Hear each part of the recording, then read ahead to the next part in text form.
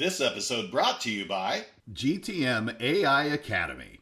Learn AI from a globally trusted resource. Coach K, Jonathan Carfort. Their bundle, Enablement AI Mastery, includes both the core Generative AI Foundations course and Enablement AI Mastery specifically. Each course has a value of $599 individually, but Coach K is offering them as a bundle with reduced pricing. And as a listener of the Inside Sales Enablement podcast, if you act now, you can use code ISE30 to get an additional 30% off of the entire thing. You will also receive free access to the GTM AI Tools demo library. Coach K has done the demos, so you don't have to, and offers his straight shooting opinion, fact-based through an enablement lens. Go to www.gtmaiacademy.com and enter code ISE30 today and elevate your AI enablement game. Welcome to the Inside Sales Enablement podcast. Where has the profession been? Where is it now? And where is it heading? What does it mean to you, your company, other functions, the market? Find out here. Join the founding father of the sales enablement profession, Scott Santucci, and trailblazer Brian Lambert as they take you behind the scenes of the birth of an industry. The Inside Sales Enablement podcast starts now. I'm Scott Santucci. I'm Brian Lambert, and we are Sales Enablement Insiders. Our podcast is for sales enablement leaders looking to elevate their function, expand their sphere of influence, and increase the span of control within their companies. Together, Brian and I have worked on over 100 different kinds of sales enablement initiatives as analysts, consultants, or practitioners. We've learned the hard way, underlined, hard way, what works and what doesn't. Our podcast is different. We use a conversational format to help share the experiences that only people who've been there and done that can provide, as we've been pushing the envelope on the profession for over a decade. And today on this show, we are going to discuss Sales Enablement Defined. And as usual, we're going to start with a centering story to give our episode a theme. Scott, take it away. Thank you, Brian. And I think you're going to like this, Brian. This is a very, very modern story for some of the stories that we've been talking about. Oh, really? Did we move up? Did we move up a different century yet? This story starts in 1933. Oh, wow. Yes. We moved out of the 1800s. Nice. Yes. There we go. I know. How about that for modernization? In 1933, the United States Congress passed the Securities Act. And what I'd like you to do is go back in the way back machine and have some context. This is the time of the Great Depression. If you remember what happened, one of the starting points of the Great Depression was the stock market decline of 1929.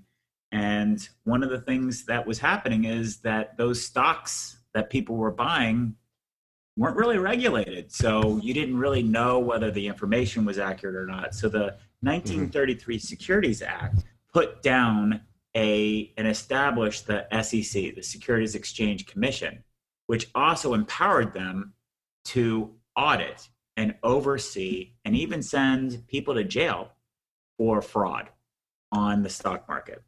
So that's what led to it. The next thing that happened in 1939, general accounting principles started. So basically what generally accounting principles are is that's the rules of which you organize or store financial data that gets logged into your business report, the business reporting, the financial reports, the balance sheet, the income statement, all of those things started back in got standardized back in 1933 with this SEC Act. But then the rules to make sure that you follow them and standardize all that started in 1939. So to bring that all to fruition, today in 1939, the idea of a chief financial officer was not very common. Today, the idea of a chief financial officer is almost, you can't even separate the idea of not having them. So one of the things that has led to the powerful rise of a CFO is they actually have this construct, these rules to follow, more or less like a lingua franca. And if it weren't for that, it'd be hard to say that the CFO would have evolved, because that role was just a bookkeeping function. Yeah, that's a good point on the history of that evolution, to think from bookkeeper to CFO.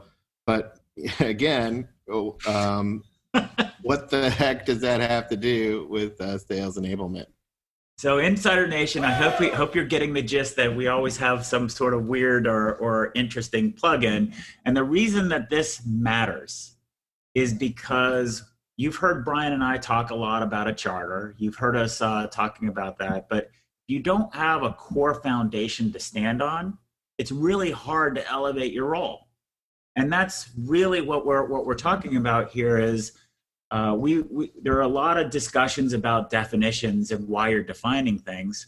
Our lens when we set out to defining sales enablement was really more foundational. It's not, does it sound the right way? Because I can guarantee you, if you go and read the SEC's definition of what revenue is, it's not a good read. It's not simple or elegant or beautiful or accessible or explains what an accountant's job does. It's a very utilitarian definition to set a foundation to provide standards. It's hard to blog that, I'm sure, too, that definition. Yes, it is a tough blog because it's an incredibly tough read. But the reason that exists that way is because it must be precise. So that's really the essence of how we started about defining sales enablement when we were at Forrester. And the foundation for everything that we worked on was that definition. And it has a lot of principles behind it, with the idea of building as a foundation to build a function up on top of it. Yeah. And I remember, you kept saying the key here is to get it right. And we're going to talk about how we did it. And yes, we're going to go over that definition on here. But, I feel like right now, this is a bit of a, let me challenge you on this, right? Like, one, we said we weren't going to necessarily redefine it and then on the show. And two, we've said, listen, it's not about a definitional debate.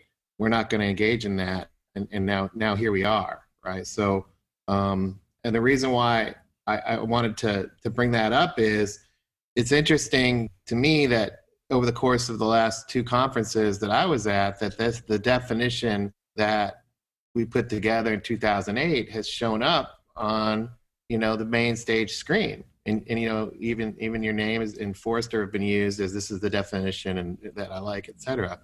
But why are we on this podcast doing this? Why do you think it's important to restate what we've already stated 10 years ago? Well, I think there's a bunch of reasons why. There are many definitions out there. It's very confusing. And the reason that we're doing it for Insider Nation, it's actually kind of interesting. Brian, you and I started this podcast because we saw a big giant hole in sales enablement conversations from a more strategic lens.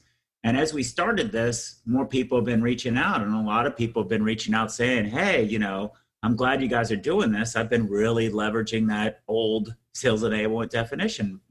And I was actually in Chicago at a meeting, and the executive team had this definition, and they had it written up. So we haven't built on this thing in a long time. And the company that had owned this intellectual property has now, quote, discarded it in replacement of another one that's maybe better sounding or, more well written. Mm-hmm. But really the goal here is it's not an issue to debate definitions, and it's a conversation to say, we tried to lay foundations with this. And we want to talk about those foundations because those foundations are what separate most of the people who are running sales enablement as units of one and the sales enablement leaders who have strategic departments. So what we thought we would do is say, just as if you are interested in promoting and elevating your role, let's follow the game plan that accounting went through to become CFOs. they had a foundation that they built from. So we wanted to lay that foundation. We think that's relevant here for inside sales enablement and Insider Nation. Yeah, and let me state the obvious. We're sticking to the definition that we wrote in 2008. Exactly. We're not changing it. We're not redefining it. We're sticking with it. And we think it's even more relevant today than it was back then. And we're going to state it again. And here we go. Let's talk about why we did it, how we went about it, what the actual definition is, and who it's for. So let's start with why we defined it, Scott. All right. So why do we find it? So the first lens is we made an observation that there is a gap between the go-to-market strategy or even the business strategy of a company and how it executes. So that was the observation that we laid. Then when we looked at and examined that business problem, what did we do is based on that gap, we tried to define what should be in the middle there to bridge that gap. And that's really where we came up with the idea of sales enablement. The idea being go-to-market is about interacting with customers. We were thinking about sales, AKA meaning revenue or bookings, not sales, the sales force. And enablement is to make sure we're enabling the execution of that strategy and profitable growth. That was the lens that we had. So that's why we created it, and we didn't see any work in that space. And we, frankly, Brian and I still haven't seen any work in that space. Yeah, and also to piggyback on the why, to drill a little bit deeper on that is I actually think the gap is getting bigger. That the gap between go-to-market and the expectations that customers have continues to widen. Yeah, and I think that I agree with you. And I think the reason that it's widening is really because of the whole digital economy that we're in. You've got businesses, we've talked about some of this before, but you've got businesses who were office furniture companies, and they are now becoming space optimization businesses because of this whole digital world. So I think that is one of the driving forces that is illuminating or accelerating that gap between strategy and execution. And most companies don't have what Brian and I like to call an execution fabric to tie all those pieces together. Yeah, and to that end, execution is extremely problematic, right? So we're not going to get into that, but what I would say is we can't let the idea of product marketing or messaging or demand gen or even sales enablement trump the idea of execution. Right. Execution is the most important thing here. That's right. And let's figure out, back then we had this debate, what needs to fill that gap? Because silos are not getting us there and sales conversations are suffering. What might that look like? How might we go about defining that? So let's pivot there. Let's explain how we went about defining that. Did we lock ourselves in a conference room and write it? Make it look good? So the sequence of events were, and this is where the sort of the discipline of research and why I would recommend all of you, before you pick a definition that you use, go and find out what's behind it. Just because it sounds good doesn't mean it is good. So the way that we went about doing it is we first shopped this observation, right? So I'm sorry if I'm going to sound like dusting off past memories of high school, but if the scientific method is you start with an observation. So we had the observation of a gap between strategy and execution. And then what you do before you develop a hypothesis is you get some reviews. So we interviewed executives based on that observation from companies like Accenture, BMC, Computer Associates or CA, Citrix, CSC, Dell, HP, IBM, NetApp, Oracle, SAP, and Symantec. And what we did there is say, is this phenomenon that we're observing something that you're observing too? So we went and confirmed that hypothesis. So the confirmation was yes, that occurred. Then we went and looked at financial reports and pulled out some trends of other businesses that were happening. So we pulled out examples of CEOs and from annual reports that provide proof points of this gap. So we saw that executives are focusing on pragmatic, profitable growth, continuing to retool the sales engine, eliminating waste, trying to drive differentiated at the point of sale, transforming rep seller behavior outside of their comfort zone, were all trends that we saw way back in 2008. Do they sound familiar today, Brian? Yes, they definitely do. So sound the same.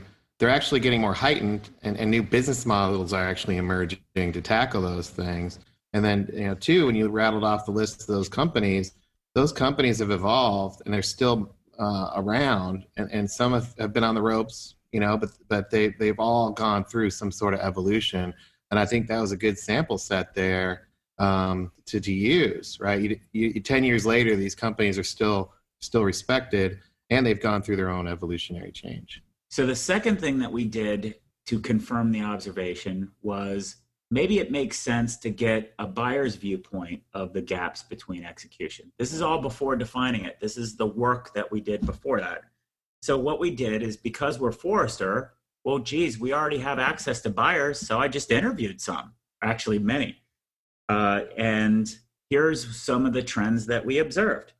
Buyers are stratifying their suppliers into a caste system. We saw many efforts underway. Actually, there were many people at Forrester that do vendor analysis and the like, and saw a lot of vendor consolidations. Actually, real strategic programs to move people into procurement. Another one is that buyers are differentiating among vendors based largely on their engagement strategy. In other words, what we found is that buyers prefer to work with the companies based on the way that the sellers engage with them, not what their products and services are. That's a myth. We found that to be a myth, that the branding is the preference or the price point was the preference. Another thing that the third observation that we found in engaging with those buyers is that they rarely find value from conversations that they have with vendor salespeople. As a matter of fact, the data that we had at the time was less than 15% of executives found that their interactions with sellers was valuable. So what that held us to ask the question is, if these things are going on, that the buyers aren't really valuing it, companies are spending a tremendous amount of money, something's got to give. So yeah, and when you look at that, the buyer side that you mentioned, the caste system, that we're going to differentiate based on how people engage with us, and this idea of relevant conversations and what that looks like. I think there's been fuel put on that fire on the buyer side. You've got challenger sale now, challenger buyer, but more importantly, you have this idea that buyers and the people involved are really having a hard time making decisions. 6.2 people are involved. This idea of the caste system is becoming bipolar, if you will, or two groups now instead of multiple groups. There's either that you're in a transactional sales pattern or buying pattern, or you're in a highly consultative one, and the middle ground is hard to occupy. So I think you're right. So going back to the scientific method of where we were, right? We have this observation about a gap between strategy and execution. Then we did the research to see whether it's true. So we talked to people if that was a valid thing. Then we looked at financial reports and earnings calls to get some data there. We collected data from buyers, and then we went back inside the resident companies and made observations there. And those observations really came up with this observation of random acts of sales support underlying the ability to execute. So we found that companies are spending 15.9% of their SG&A on stuff to enable sales conversations. We found that the fragmentation of these efforts confuse customers. We found that because that information is all over the place, it creates an organizational drag. I'm wondering if all of the different definitions of sales enablement that haven't been thoughtful, is that's what's driving a lot of this activity, that we're being so focused on getting something out the door and not worrying about making it coordinated, that's creating more of the problem? I don't know. Well, if you look at today, worker productivity continues to go down in the United States. SG&A, we haven't done the analysis. I don't know if you have, Scott, in other areas, but SG&A investments either are holding or they're continuing to increase, is my guess. I don't know if you've done any of that research on the current SG&A trends, but I'm still seeing money being thrown at the idea here to drive revenue.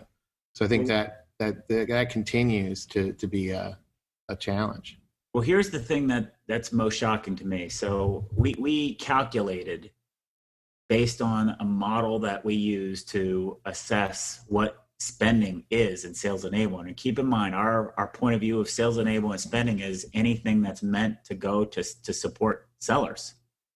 So it just because I'm not saying this isn't, if your sales enablement budget is the sales training and the sales kickoff, I'm counting you, but I'm also counting all of the content assets. I'm also counting the demand generation. There's many, many, many things that, to me, if it's money that's sales facing, that's a sales enablement spend, period.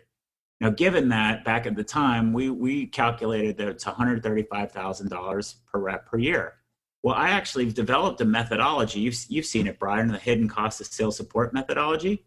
When I've ran that with companies, I've seen that number be as high as $650,000 of sales enablement support each year for sellers. That includes all the overlays that people put on top of things or the bureaucracy that they do. Every time you make it where salespeople aren't spending time selling, these costs pick up and add up at a huge level. Yeah, and that's per rep per year. So per rep $635,000 per rep per year. That's, per rep per year. Yeah, that can add up. I think if there are any sales managers listening, they'd like to get their hands on that money and spend it perhaps a little bit differently. Right, exactly. At $600,000 or even $135,000, which our analysis was, how much of that should be going to giving raises to sales managers? How much of that, would a top rep say, you know what? I'll take zero enablement and the $135,000 and pocket it. Tell you what, I'll take $100,000, pocket it. I'll give you the 35 back, and I'll build all my stuff. That's right, because I can go on Fiverr and they'll do what I want. Right, exactly. I'll take the $35,000 to build it on Fiverr, right, and then I'll pocket the $135,000 myself. Oh, that's awesome. Yeah, well, I'm getting a little queasy here because that's a little bit sickening because these things have well-intentions. People are well-intentioned. They want to help sales sell. They just don't know what they don't know, and we're pouring money into it. It's kind of back to our Brooklyn Bridge analogy where we threw headcount at the Brooklyn Bridge to try to figure out how to overcome the bends. This one is let's keep throwing money at it. That's right. So let's talk about how we defined it then. So how we defined it is we did all that research. We posted all of that information together. So you imagine that putting together in a briefing. And we invited executives. Half were CMOs, half were VPs of sales. And we gave them that overview. Of course, they're like, yep, this is a problem. We haven't addressed it because we can't get sales and market. We don't have any context. We're trying to focus on how to align. You're asking us to fix a problem. The big difference, a big psychological difference between aligning departments and actually fixing this invisible problem. Mm-hmm. So here's the definition that we arrived at. So the point being, no, we didn't sit in a conference room and pontificate a definition. That's the work that went into how we did it. So here it is. Sales enablement is a strategic, ongoing process that equips all client-facing employees with the ability to consistently and systematically have a valuable conversation with the right set of customer stakeholders at each stage of the customer's problem-solving lifecycle to optimize the return of investment of the selling system. That was our definition. Yeah, and we'll have this in the write-up and the notes, but just if you're listening, sales enablement it's strategic, it's ongoing, it equips all client-facing employees, it's consistently and systematically having a conversation with the right set of stakeholders against or with or at each stage of the customer's problem solving cycle, not their buying process, but how they solve problems in order to return, drive a return, optimize a return on investment of this overall selling system, which does exist. It's a thing. And that's the definition. And we're going to break it down here and walk through it. Well, before we break it down, there's another part to this that is often not factored in. That's because I think it's 6 pages later. Might be why.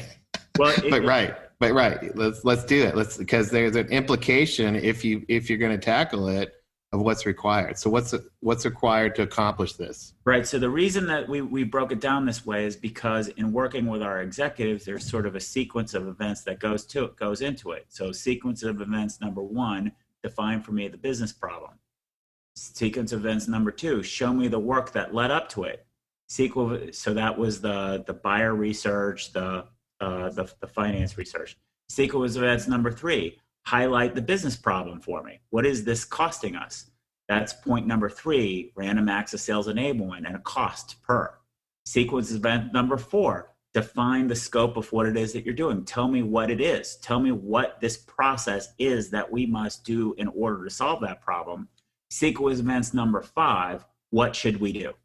So here's the next part of that definition. To accomplish this goal, portfolio, marketing, and sales teams must work cross-functionally to create effective sales content and programs that map to a holistic customer model that are delivered on a common platform. Yeah. Those are the 2 parts. Those are the 2 parts. And I would say if you are listening to this and you're like, oh, that is too much, it's too heavy, nobody will ever go for that. I would encourage you to go back and re-listen to the front end of this, because the goal of this definition is to not make it super digestible into a tagline. The goal of the definition, remember, is this idea of we're moving from bookkeeping to CFO. We have to define through a sequence of events what the problem is and give it an identity so that it can be tackled.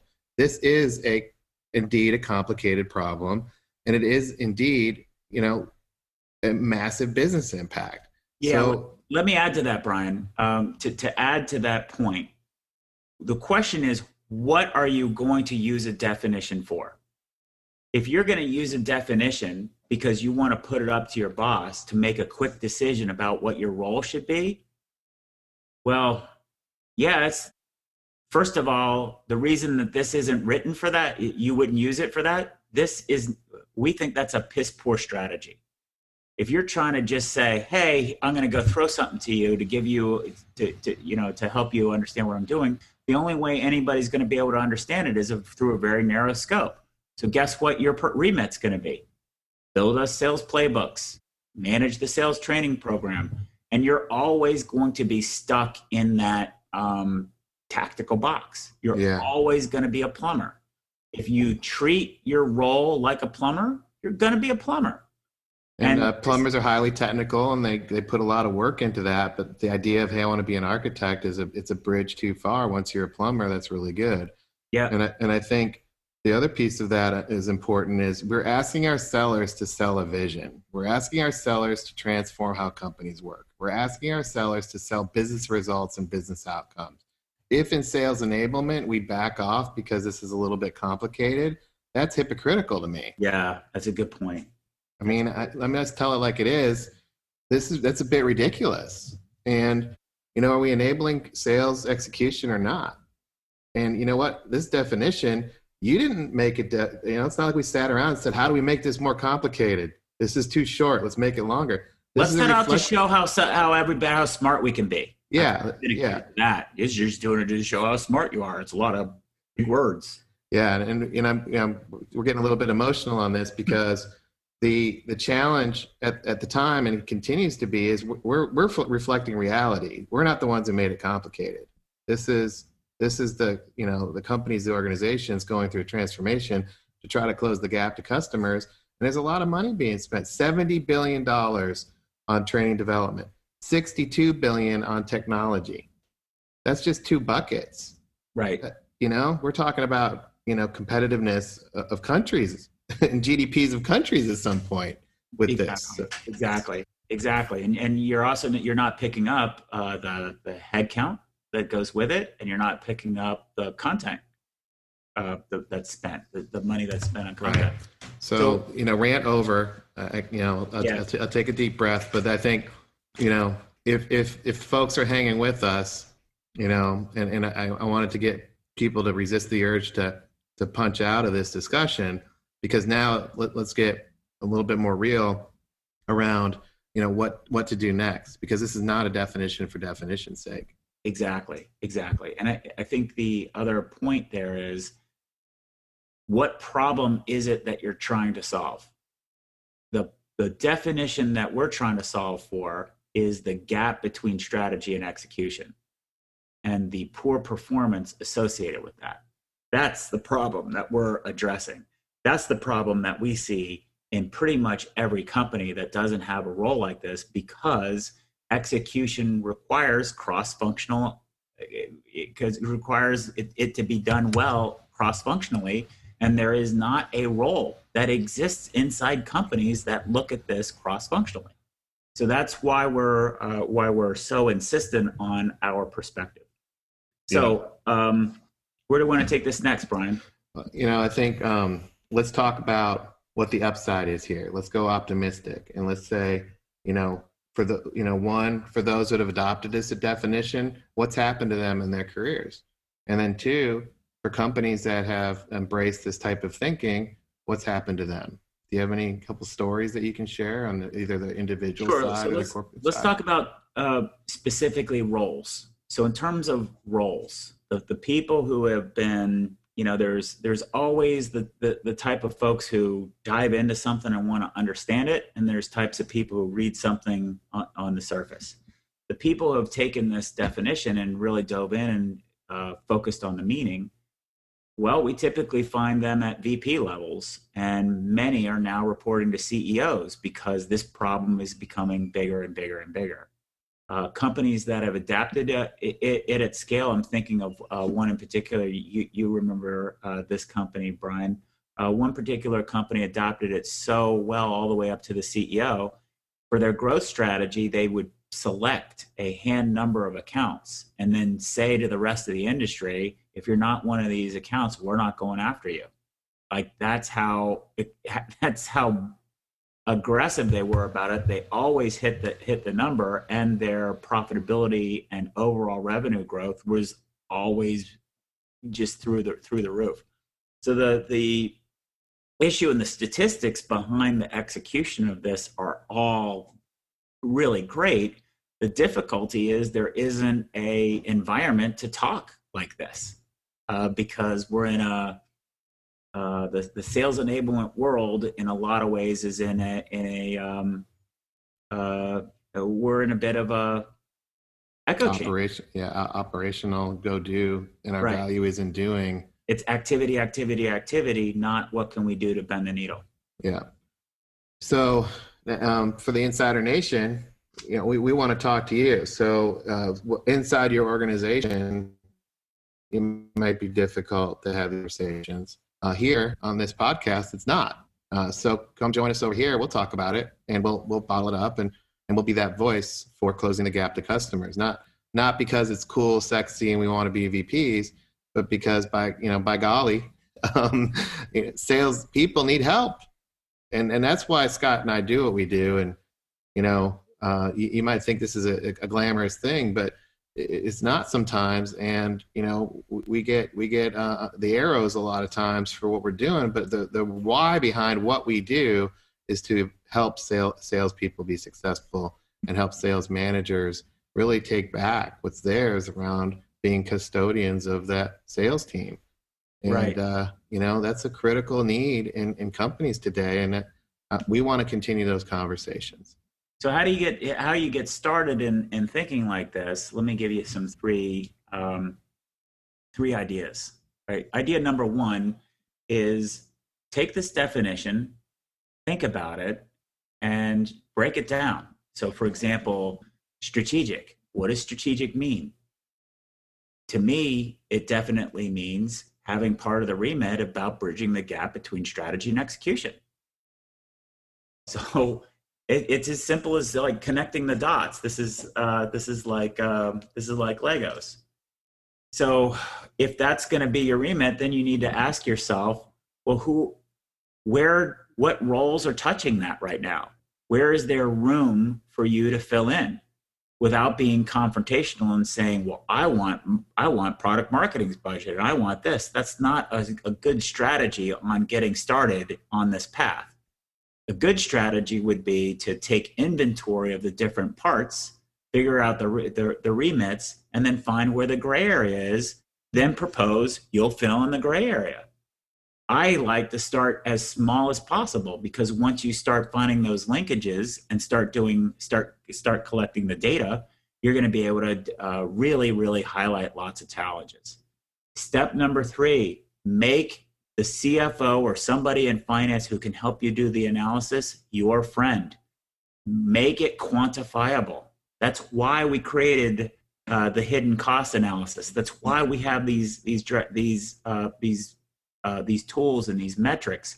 It is extremely important to calculate what the cost of random acts enablement are if you're going to want this kind of role. We spend a lot of time talking about stakeholder management, but one of the things that we're not talking about is, stakeholder management, how do we quantify the problem?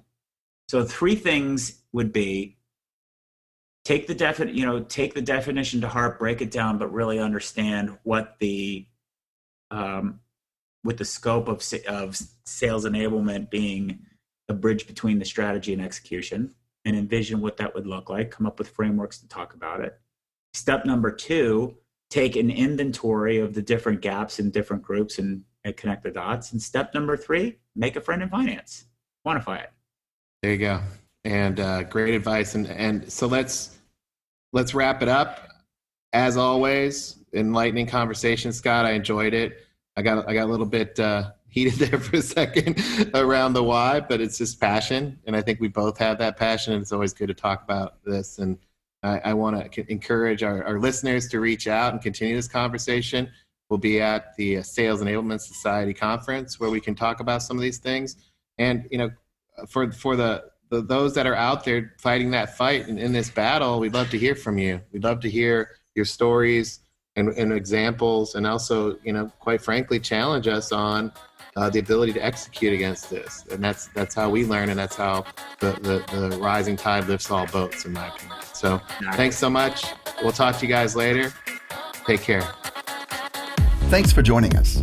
To become an insider and amplify your journey, make sure you've subscribed to our show. If you have an idea for what Scott and Brian can cover in a future podcast, or have a story to share, please email them at engage@insidese.com. You can also connect with them online by going to insidese.com, following them on Twitter, or sending them a LinkedIn request.